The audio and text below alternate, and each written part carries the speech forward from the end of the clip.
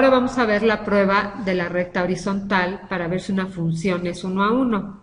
Entonces, fíjense, en esta gráfica, ¿no?, vemos esta recta horizontal que no toca más que una vez. Si yo la recorro desde el -5 hasta abajo, nunca puede tocar dos veces la función, entonces esta función es una función inyectiva. Vemos ahora una parábola con su eje de simetría paralelo al eje de las Y y tomo las mismas rectas horizontales y miren ustedes cómo toco aquí una vez y aquí otra vez. Si yo bajo esta recta horizontal, vuelvo a tocar dos veces la función, entonces esta no es una función inyectiva. Fíjense ustedes en este tipo de representación. Este A1 va al B2, el A2 al B1, el A3 al B3, el A4 al B5, es decir, no se repite, es inyectiva. En el segundo ejemplo, vemos que a los elementos A2 y A3 los manda al B2. Entonces, aunque tienen la misma imagen, vemos que del conjunto B todos están ocupados, es decir, cada elemento de B es imagen de algún elemento de A. Queda cubierto con las imágenes todo el conjunto. Y en este último ejemplo, lo que vemos es que A1 va a B1, A2 a B3, A3 a B2, A4 a B4, todas las elementos del dominio van a dar a solo un elemento del contradominio y lo ocupan todos, entonces a la vez es inyectiva y suprayectiva, por lo tanto es biyectiva. Se dice que una función es creciente sobre un intervalo si cada vez que yo tomo un valor de x1 menor a un valor de x2, resulta que también sus imágenes de x1 son menores a las imágenes de x2. Fíjense ustedes en esta figura. Tengo una x1 que es menor que esta x2 y su imagen también es menor que la imagen de la x2, entonces se dice que es creciente. Si siempre que yo puedo encontrar esto en un intervalo, entonces la función es creciente. En cambio se dice que es decreciente si pasa lo contrario. Si cada vez que yo tomo una x1 menor que una x2, resulta al revés, que su imagen de la x1 es mayor que la imagen de la x2. Otra clasificación que nos va a servir mucho es la clasificación de acuerdo a su simetría. Se dice que una función f es par cuando al sustituir en la receta de la x el menos x me da lo mismo que la función que acabo de ver para toda x en su dominio. Vean ustedes el ejemplo de x cuadrada. A la hora que yo sustituyo menos x en la receta, menos x al cuadrado es x cuadrada y es justamente la definición de la regla de correspondencia que nos habían dado, entonces la función es par. ¿Por qué es importante que una función sea par? Porque geométricamente su gráfica es simétrica respecto al eje Y, es decir, se refleja con respecto al eje Y, de manera que yo solo tendría que dibujar la parte de la derecha del eje y con eso tengo la parte de la izquierda. Se dice que una función es impar si al sustituir, en vez de ser igual, lo que sucede es que da menos la f de x para todo número en su dominio. Entonces es impar. Fíjense ustedes en este ejemplo.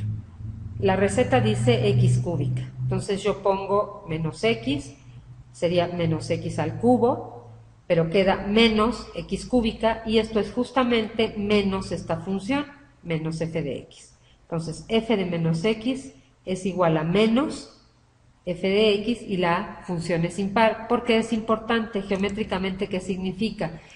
Dice que es simétrica respecto al origen, es decir, si yo trazo una parte desde el origen, giro después la gráfica que tenga 180 grados y ya tengo el resto de la figura. Eso me va a permitir ahorrar tiempo.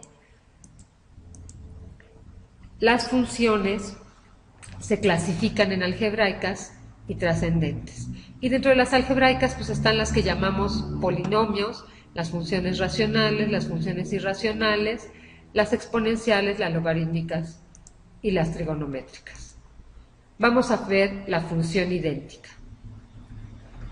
Fíjense ustedes, esta función la conocemos mucho, quiere decir que se llama idéntica porque a todas las x las manda a las mismas x, es decir, y igual a x, y entonces trazo la gráfica y fíjense cómo el 1 lo manda al 1, al 2 lo manda al 2, al 3 lo manda al 3, al menos 1 al menos 1, por eso se llama la idéntica. ¿Qué podemos decir de esta función? Su dominio son todos los reales, vean cómo cubre todos los valores de x. Su rango, las y, las imágenes, cubren todos los valores de los reales. Es inyectiva, quiere decir solamente se presenta una vez el valor de una imagen, sí, es una 1 a 1. Es suprayectiva, quiere decir cubre, las imágenes cubren todos los reales, así es. Y por lo tanto, como es inyectiva y suprayectiva, pues es biyectiva. Todo el tiempo es creciente y es una función impar porque, como ustedes pueden ver, a la hora que yo pongo aquí menos x, esto me daría menos x, y geométricamente, si yo dibujo nada más esta parte, la giro 180 grados y tengo el resto de la figura. La siguiente función importante, típica, es la función constante, que a todos los valores de x me los manda a algún número. Vamos a ver cómo son esas funciones. Tenemos aquí una que es y igual a 8, es decir, cada x la manda al mismo lugar. Esta es otra función que es y igual a 4.2 y esta es otra función que es y igual a menos 3.6. Vean cómo su dominio son todos los valores de x, es decir, su dominio son los reales. Su rango, ese sí está muy reducido, es exclusivamente un número. ¿Cuál? El rango de esta es 8, el rango de esta es 4.2 y el rango de esta última función es menos 3.6. ¿Es inyectiva? Quiere decir las y no se repiten. No, al contrario, solo tiene una sola y que se repite todo el tiempo, entonces obviamente no es inyectiva. ¿Es suprayectiva? Es decir, ¿sus imágenes cubren todos los reales? Pues no, tampoco, y por lo tanto tampoco es biyectiva. Esta función no crece ni decrece. Es una función par. Si yo tengo este dibujo, lo reflejo sobre el eje Y y tengo el resto de la gráfica. Entonces, es una función par. La siguiente función es una representativa de las funciones escalón, la más conocida de ellas, que es la función mayor entero, que siempre la van a encontrar así en los libros. Esa función mayor entero, fíjense qué es lo que pasa. Vamos a empezar aquí de 0, entonces mientras no llegue al siguiente número entero, su imagen se queda en el 0. Cuando llego al siguiente número entero, su imagen pasa a ser ese valor, y así le sucede hasta llegar al siguiente número entero, etc. Como ustedes pueden ver, como parece un escaloncito, por eso se llaman funciones escalón. Su dominio son todos los reales.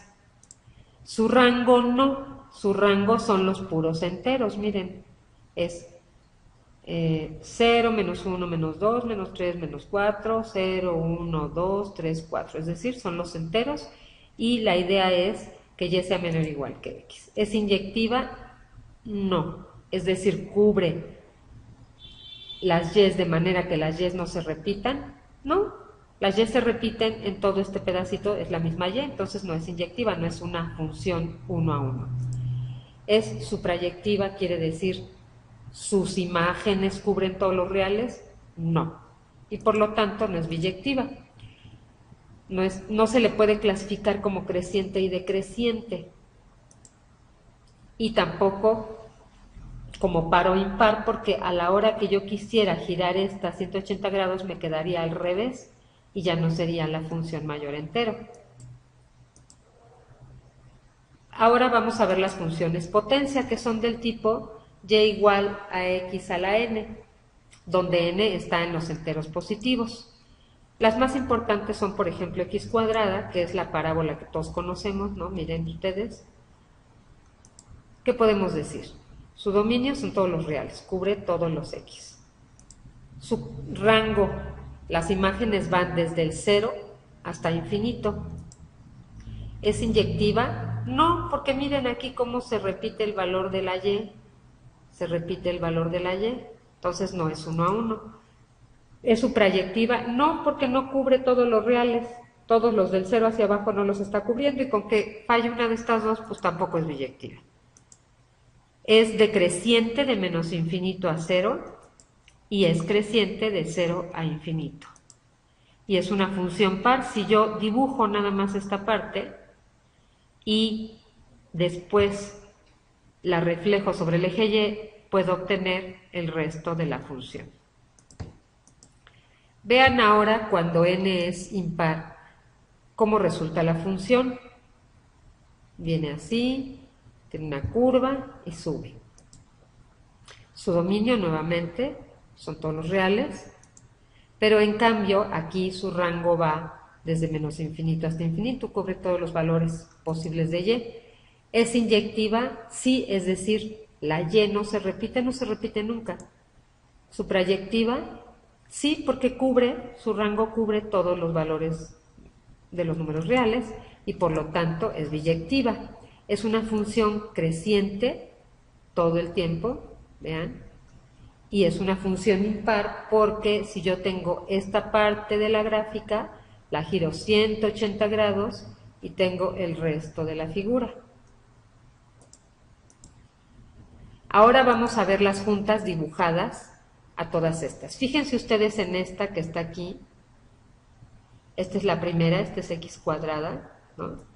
Entonces, la negra es x cuadrada, la siguiente azul es esta, en donde como subió el grado, noten que entre 0 y 1, lo que tiende a suceder con la curva es que se tiende a acercar al eje de las x. Es lo que le pasa cuando el grado de la función aumenta. Entre más aumenta, vean en la 8 cómo se pega todavía más al eje de las x, ¿ya vieron?